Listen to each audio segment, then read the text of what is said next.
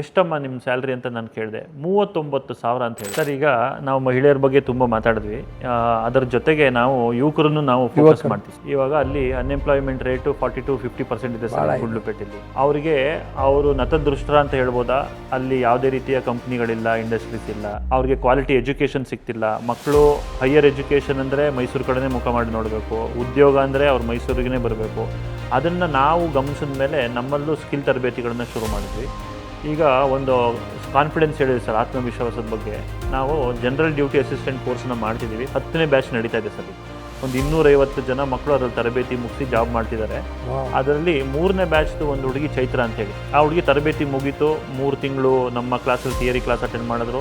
3 ತಿಂಗಳು ನಮ್ಮ ಭಾರತ್ ಹಾಸ್ಪಿಟ್ಲಲ್ಲಿ ಇಂಟರ್ನ್ಶಿಪ್ ಮಾಡಿದ್ರು. ಅದಾದಮೇಲೆ ಹೋಮ್ ನರ್ಸಿಂಗ್ ಜಾಬ್ ಸಿಕ್ತು. ಆ ಹುಡುಗಿ 2 ತಿಂಗಳಾದ್ಮೇಲೆ ನಮ್ಮ ಆಫೀಸಿಗೆ ಬಂದರು. ಎಷ್ಟಮ್ಮ ನಿಮ್ಮ ಸ್ಯಾಲ್ರಿ ಅಂತ ನಾನು ಕೇಳಿದೆ. 39,000 ಅಂತ ಹೇಳಿ. ನೋಡಿ, 39,000 ಜಸ್ಟ್ PUC ಪಾಸರ್ ಆ ಹುಡುಗಿ. ಸೊ ಈ ಥರದ್ದು ತುಂಬ ಸಕ್ಸಸ್ ಸ್ಟೋರೀಸ್ಗಳನ್ನ ನಾವು ಮಾಡಿದೆ ಸರ್.